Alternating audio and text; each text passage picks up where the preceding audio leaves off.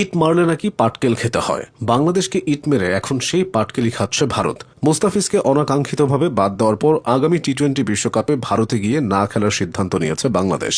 নিরাপত্তার শঙ্কায় দেশটিতে দল পাঠানো সম্ভব না বলে জানিয়ে দিয়েছে বাংলাদেশ ক্রিকেট বোর্ড বিসিবি। 4 জানুয়ারি এক ইমেল বার্তায় আইসিসিকে বিষয়টি জানিয়ে দেওয়া হয়। এর আগে সাম্প্রদায়িক গোষ্ঠীর কাছে নতি স্বীকার করে ভারতীয় cricket board Kolkata night Riders থেকে মুস্তাফিজুর রহমানকে বাদ দেওয়ার নির্দেশ দেয়। এতে মুস্তাফিজকে দল থেকে ছেড়ে দিতে বাধ্য হয় কলকাতা। এরপরই ক্ষুব্ধ হয়ে ওঠে দেশের ক্রিকেট ভক্তরা।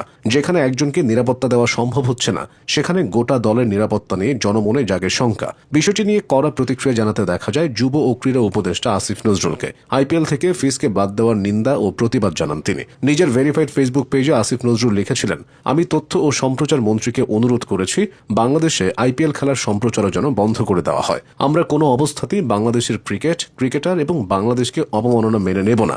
গোলামির দিন শেষ। আক্ষরিক অর্থে বাংলাদেশ এখন আর ভারতের গোলামি করছে না। বাংলাদেশের ব্যাপারে ভারত একটা সিদ্ধান্ত নিলে বাংলাদেশও ভারতের ব্যাপারে পাল্টা সিদ্ধান্ত জানাচ্ছে।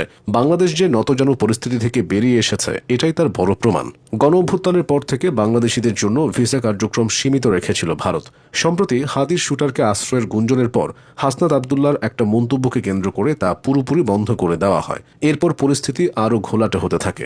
দিল্লিতে বাংলাদেশ হাইকমিশনের সামনে বিক্ষোভ করে উগ্রপন্থী এক সংগঠনের 20 থেকে 25 জন সমর্থক।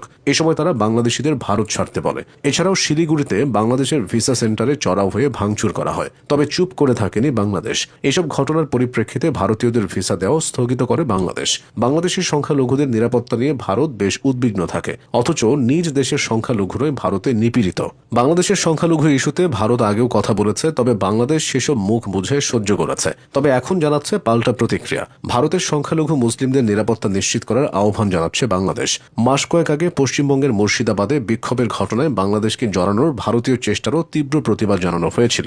ভারতের অভ্যন্তরীণ কোনো বিষয়ে বাংলাদেশের এভাবে কথা বলার নজির খুব একটা নেই। প্রতিবাদ জানানো তো দূর, আগে যত রকম অপবাদী দেয়া হতো বাংলাদেশ থেকে সেটা মুখ বুঝে সহ্য করে নেওয়া হতো। বর্তমানে এই ধারার পরিবর্তন ঘটেছে। সীমান্ত সমস্যা থেকে শুরু করে বাণিজ্য ও কূটনীতি কোনো কিছুতেই ভারতকে ছাড় দেওয়া হচ্ছে না। শেখ হাসিনার আমলে সীমান্তে বিএসএফ এর হাতে বহু মানুষ প্রাণ হারালেও কড়া কোনো প্রতিবাদ জানানো হতো না, এখন জানানো হচ্ছে। শেখ হাসিনার সরকারের পতনের পর থেকেই সীমান্তে কাঁটাতারের বেড়া নির্মাণে বেশ তৎপর ভারত। বেড়া নির্মাণ করতে গিয়ে সীমান্তের নিয়ম লঙ্ঘন করছে দেশটি। এ ব্যাপারে দিল্লিকে একাধিকবার কঠোর বার্তা দিয়েছে ঢাকা।